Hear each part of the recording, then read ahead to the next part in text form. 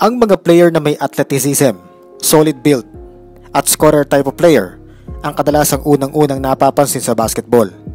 Kapag nakakapuntos o nakakashoot ng bola, ay talaga namang hahangaan ng marami. Pero ang manlalarong ito sa NBA ay nakilala hindi lang sa kanyang husay sa scoring at depensa, lalong-lalo na kung paano ito pumasa sa kanyang mga kakampi. Ito ang kwento ni CD Sissoko. Ang video ito nirequest sa akin ni ka-teammate Eglejan Galan. Shoutout din sa iyo, ka-teammate. Maraming salamat sa pagsuporta sa aking channel. Si CD Sissoko ay isang French na may dugong Senegalese sa side ng kanyang ama. Ipinanganak si Sissoko sa St. Maurice, France noong April 2, 2004 nang maimpluwensyahan si CD ng kanyang ama sa paglalaro ng basketball. Ang ama ni CD na si Yaya ay prenesenta ang bansang Senegal sa Moscow sa Russia noong 1980 Summer Olympics. Kaya hindi nakakapagtakang dito mamulat ang ating bida at ito ang kalakhan niyang libangan noon. Sa Pransya nagkaisip at lumaki si CD Sissoko at sa kanyang paglalaro nung bata pa lamang siya ay hanga na ito sa laruan at kalibre ni Kyrie Irving. Since maliit lang noon si CD ay naglalaro ito bilang point guard sa mga basketball clubs sa France, kaya sanay din ngayon si CD sa pagdadala ng bola. Bagay na nagustuhan sa kanya ng mga tao, ang kanyang passing intellect ang unti-unting nagpapabago sa kanyang buhay. Nagpakilala din ito sa FIBA Under-18 sa kanyang naging performance kung saan bumomba ito sa scoring, passing, rebounding at maging sa depensa. Dito ay maraming humanga at nagka-interes sa ating bida. May nakapagsabing may future si CD at magiging isang mahalagang piyesa sa team kung magkataon. Lalong gumanda ang numbers si CD sa French national team nang lagpasin nito ang output na tinapos nito noong nakaraan nitong taon. Isa sa nagka-interes sa kanya ay ang Ignite.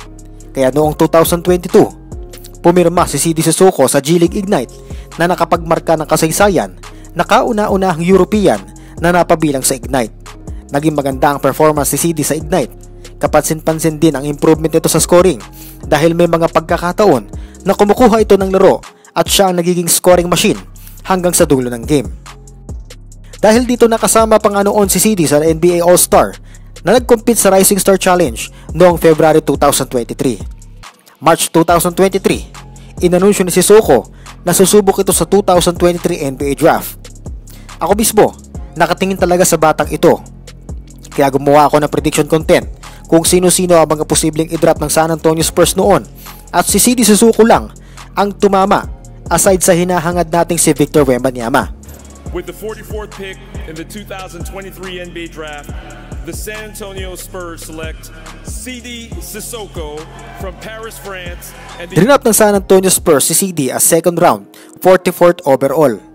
Una ay lumaro ito sa NBA Summer League na nagpamalas agad ng kaunting pahaging ng kanyang husay sa paglalaro ng basketball, lalo na ang kanyang passing ability na madalas nating nakikitang ginagawa niya para magkaroon ng open look ang kanyang mga kasama.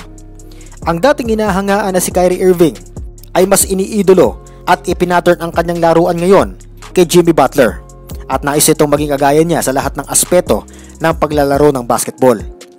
Si CD Sissoko ang aabangan nating lahat kung paano ito makikilala sa NBA sa pamamagitan ng kanyang magiging performance, lalo na sa mga nakakapuwing na pasa at mahigpit na depensa.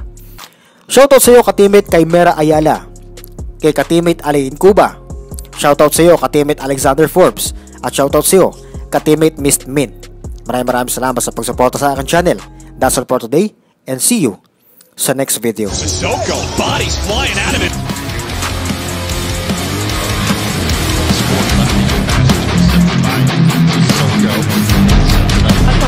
Wide open three, that's unintentional. There we go. There's the steal by Sissoko, trying to push the pace. Got his man.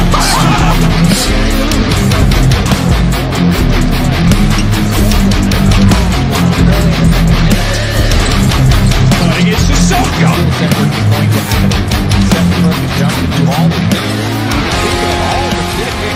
CD Sissoko with the